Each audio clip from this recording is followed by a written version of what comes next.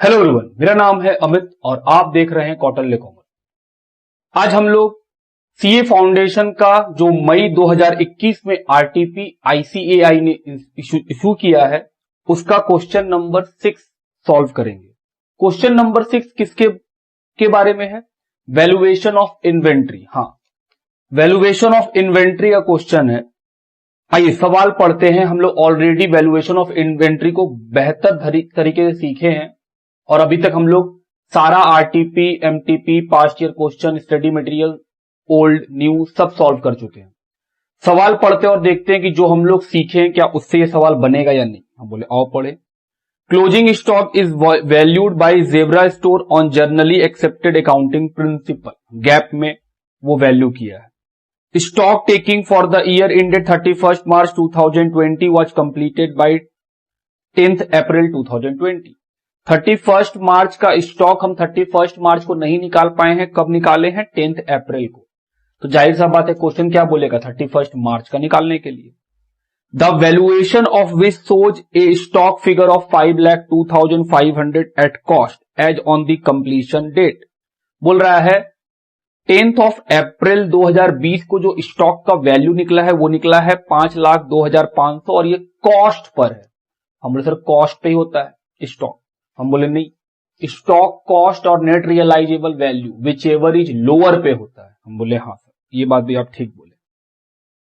आगे बढ़ो। फिर लिखा है after the end of accounting year and till the date of completion of stock taking sales for the next year were made for ₹20,625। Profit margin been 33.33% on cost. 33.33 on cost का मतलब 25% on sale price. Excuse me. तो sir question में लिखा हुआ है कि जो 31 मार्च से लेके 10 अप्रैल तक वैल्यूएशन में डिले हुआ है उस समय कितना सेल हुआ है? 20,625 रुपीस का। और प्रॉफिट का मार्जिन कॉस्ट पे कितना दिया हुआ है? 33.33। जिस चीज को हम 20,625 में बेचे हैं बोल रहा है इसके ऊपर प्रॉफिट कितना है? 33.33, लेकिन कॉस्ट के ऊपर। क्या सेल प्राइस कॉस्ट होता है? हम बोले नहीं, सेल प्राइस में तो प्रॉफिट इंक्लूड होता है। तो सर जो प्रॉफिट 33.33 कॉस्ट पे बोला है ये बात हम लोग ऑलरेडी कंसाइनमेंट में सीखे हुए कि सर 33.33 ऑन कॉस्ट का मतलब 25% ऑन सेल होता है। अगर आपको ये बात नहीं आता है तो कंसाइनमेंट का पार्ट 4 नंबर में जाइएगा, वहां पे सिखाए हैं कैसे होता है। आगे purchase for the next year included in the stock 27,000 eight cost less trade discount 10%।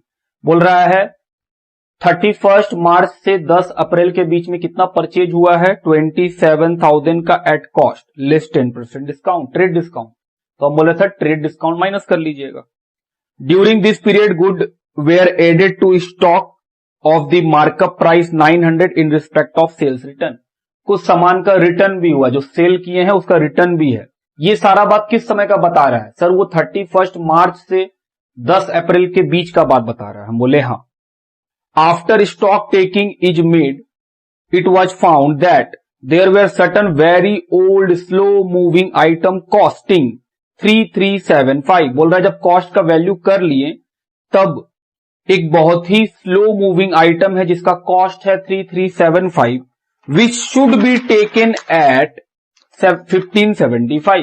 बोल रहा है 3375 का कोई गुड्स है जो कॉस्ट है उसका, लेकिन वो आज के दिन में कितना में लेना चाहिए? 1575। क्या हम बोल सकते हैं कि सर ये नेट रियलाइजेबल वैल्यू दिया हुआ है उस गुड्स का? हम बोले हाँ। To ensure disposal to an interested customer. बोल रहा है आगे due to heavy flood certain goods costing 4650 were received from the supplier beyond the delivery date of customer. As a result, the customer refused to take delivery and net realizable value of the goods was estimated 3750 as on 31st March 2020। बोल रहा है कि बहुत ज्यादा flood होने के कारण कोई सामान है जिसका कॉस्ट है 4650, हमको वो मेरा जो सप्लायर है वो लेट से दिया, जिस कारण से जो कस्टमर था मेरा वो मना कर दिया लेने से। उस गुड्स का आज के दिन में नेट रियलाइजेबल वैल्यू कितना है? 3750। बोले ठीक। ये था क्वेश्चन। और फिर आपसे बोला है you are required to calculate the value of stock for inclusion in the final account for the year ended 31 March 2020। हम बोले ओके, हम लोग सॉल्व करेंगे। पहले कहानी को नरेट कर लेंगे। सर कहानी है क्या? हम बोले हाँ, कहानी को पहले नरेट तो कर ले। ये है 31 मार्च 2020। हमको इस दिन का स्टॉक निकालने बोला है क्वेश्चन। इस दिन का स्टॉक हमको नहीं पता। और ये है 13 अप्रैल 2020। इस दिन का स्टॉक पता है। जो क्वेश्चन बताया है 5,02,500, ये क्वेश्चन में बता दिया। हम बोले ओके। तो हम बोल सकते हैं ना सर ये क्लोजिंग स्टॉक है और आपको क्या निकालने बोल दिया है? ओपनिंग। क्योंकि हमको बाद के डेट का स्टॉक मालूम है और हमको पहले का निकालना है, तो इससे पहले जो स्टॉक है वो तो ओपनिंग होगा इसके हिसाब से। ईयर एंड के हिसाब से हमको क्लोजिंग स्टॉक ही निकालना है। लेकिन समझने का प्रयास करो, यहां का स्टॉक मालूम है और उसके पीछे का स्टॉक निकालना है। तो ऑफकोर्स अगर ये क्या होगा? क्लोजिंग होगी। ओपनिंग थोड़ी हो सकता है, तो क्लोजिंग होगा। इसके पीछे वाला स्टॉक क्या बनेगा? Opening stock. हम बोले हाँ। सीए साहब आप चार्टर्ड अकाउंटेंट हैं, मेरे पास कोई सामान होगा, परचेज प्लस करते होंगे और कॉस्ट ऑफ सेल को माइनस करते होंगे, तो क्या निकलता हो? Closing stock. सर नहीं समझे ये क्या किए? हम बोले अच्छा, आइए समझते हैं इस बात को। हम जो लिखे हैं कि सर आप ये क्या किए हैं, हम बोले आओ उसका एक प्रैक्टिकल एग्जांपल लेते हैं। सपोज करो मेरा एक फल का बिजनेस है। हम क्या बेचते हैं? ठेला के ऊपर फल बेचते हैं। जैसे आप लोग देखते भी होंगे रोड पे कि हाँ सर जो वेंडर्स होते हैं वो ठेले के ऊपर फल बेचते हैं। मेरे पास सुबह सुबह मेरे ठेले पे 10 एप्पल रखे हुए। कैसे होंगे सर? पिछले रात को बेच के सामान आए थे, जो सामान बच गया सुबह सुबह बचा हुआ दिख रहा है हमको। 10 एप्पल है मेरे पास। ये क्या है? मेरा ओपनिंग स्टॉक। सर ये शुरू का स्टॉक है। उसके बाद हम बाजार गए, वहां से 100 पीस और खरीदे, तो सर सब मिला के मेरा कितना पीस बन गया? 110 पीस। आउट ऑफ विच हम उसमें 90 एप्पल बेच दिए। तो क्या आप हमको क्लोजिंग बता पाइएगा? सर 10 शुरू में था, 100 खरीदे, तो 110 पीस। हम बोले हाँ। आउट ऑफ विच आप उसमें 90 बेच दी, तो आपका क्लोजिंग 20 है। हम बोले वही बात लिखे हैं कि सर आपके पास शुरू में 10 है, खरीदे हैं 100 पीस और बेच दिए हैं 90 पीस, तो जो 20 पीस निकला है वो क्या है? हम बोले सर क्लोजिंग। हम बोल रहे क्लोजिंग दिया हुआ है, क्वेश्चन तुमको परचेज और सेल बता देगा, तो क्या हम ओपनिंग ही निकाल लेंगे? हम बोले हाँ सर, बहुत सिंपल है। जब ओपनिंग से क्लोजिंग निकालते थे तो परचेज को प्लस करते थे। हम बोले हाँ। और सर कॉस्ट ऑफ सेल को माइनस करते थे, तो मेरा क्लोजिंग निकलता था। तो क्लोजिंग निकालने से हम क्या करेंगे? सर बड़ा सिंपल है, रिवर्स कर देंगे। परचेज को माइनस कर देंगे और कॉस्ट ऑफ सेल को प्लस कर देंगे, तो क्या निकल जाएगा? मेरा ओपनिंग स्टॉक। हम बोले हाँ, बस वही काम करेंगे हम लोग। तो ये हम आपको रिफ्रेश कराएं कि हम लोग कैसे सोचा करते थे। इसके अलावा कोई डायरेक्ट खर्चा होता था, खर्चा भी हम लोग लिया करते थे। चलो अब आते हैं सवाल पे। कैलकुलेशन करना है स्टॉक का, कैलकुलेशन ऑफ स्टॉक।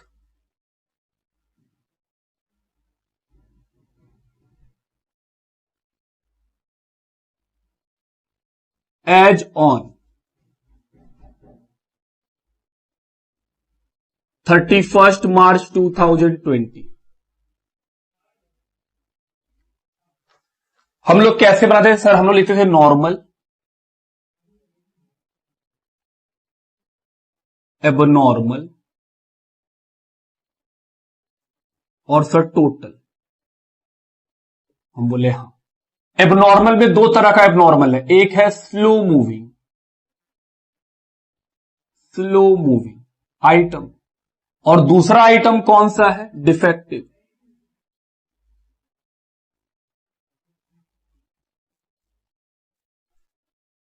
चलो इसको मिटा दें। क्वेश्चन में दिया हुआ है क्लोजिंग स्टॉक का वैल्यू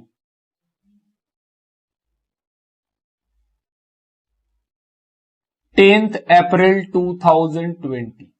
टोटल कितना दिया हुआ है सर? 5,02,500। 5,02,500। ये जो स्टॉक दिया हुआ है इसमें दो एबनॉर्मल आइटम है। एबनॉर्मल मतलब सर वो आइटम जिसमें कुछ ना कुछ दिक्कत हो। हम बोले हां।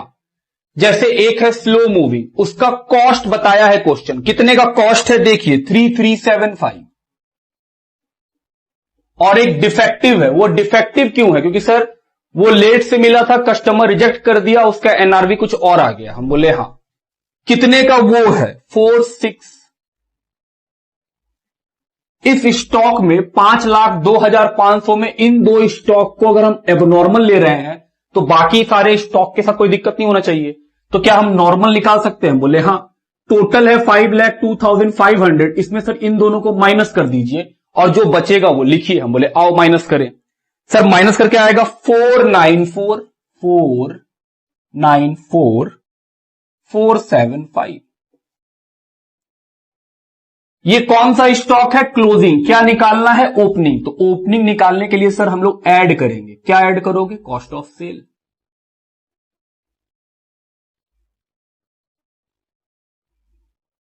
सेल्स दिया हुआ है और सेल्स का रिटर्न भी दिया हुआ है। आओ देखो कितना का सेल्स दिया हुआ है। सर सेल्स है 20,625 और रिटर्न कितने का है 900 माइनस 19,725। ये है नेट सेल। हम बोले हां सर ये है नेट सेल, लेकिन ये कॉस्ट थोड़ी है सर। इसमें से प्रॉफिट को माइनस कर देंगे तो कॉस्ट निकल जाएगा। प्रॉफिट दिया हुआ है 33.33% ऑन कॉस्ट। हमको तो कॉस्ट मालूम नहीं है, हमको तो सेल मालूम है। तो क्या हम लोग कंसाइनमेंट चैप्टर में सीखे हैं कि सर अगर सेल के ऊपर प्रॉफिट बताता है तो कॉस्ट पे कितना और कॉस्ट पे बताता है तो सेल पे कितना? हम बोले हां। क्वेश्चन में बताया है 33.33% जो प्रॉफिट है वो कॉस्ट का है, तो सर वो इक्वल होता है 25% ऑफ सेल। तो सर 19,725 का सेल मालूम है, क्या उसका 25% निकाल के लिख देंगे तो मेरा प्रॉफिट माइनस हो जाएगा? हम बोले हां। ऐसा क्यों करें? क्योंकि सर आपको कॉस्ट ऑफ सेल चाहिए। हम बोले हां।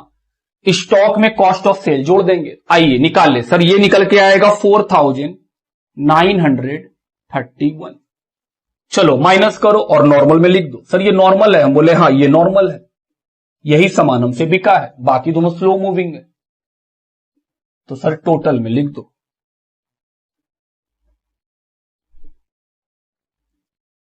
इसमें से लेस कर देंगे। हम बोले हां। क्या लेस करोगे? सर परचेजेस को लेस कर देंगे। परचेजेस आओ पढ़े कितने का परचेजेस है? सर 27,000। क्या इसमें ट्रेड डिस्काउंट माइनस करेंगे? हम बोले हां। ट्रेड डिस्काउंट टीडी, तो सर ये आएगा 24,300। जो आएगा लिखो।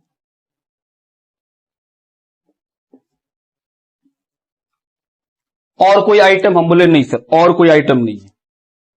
ये है कॉस्ट। सीए साहब समझ रहे हैं वो इस कीजिएगा। ये क्या है? कॉस्ट। किस दिन का?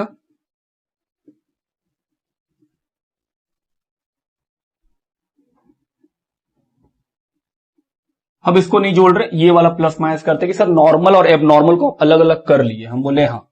ये प्लस माइनस करके आएगा 4,84,964।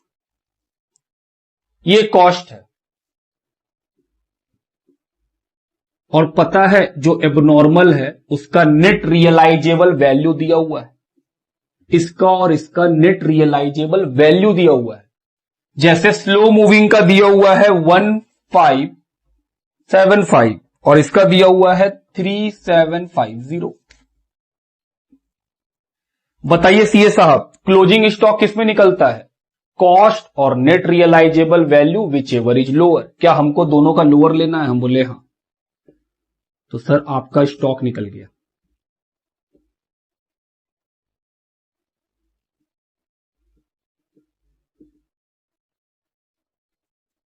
$4,84,964। इन दोनों का लोअर कौन? 1575। इन दोनों का लोअर कौन? 3750। हम बोले सर आपका टोटल इसको जोड़िए, यही आएगा टोटल। हम बोले हां।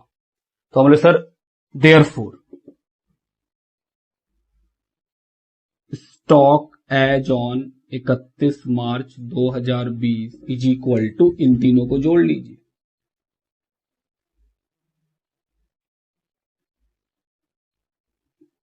1575 प्लस 3750, जोड़े कितना रुपया आएगा सर? ये जोड़ के आएगा 490294। तो ये निकला हम लोग का क्वेश्चन नंबर 6 का सोल्यूशन, जो काफी सिंपल है और काफी कॉन्सेप्चुअल है कि हाँ सर कॉन्सेप्ट वाइज एकदम सही बनाया गया है। हम लोग ऐसे ही बनाएंगे, लिखिए।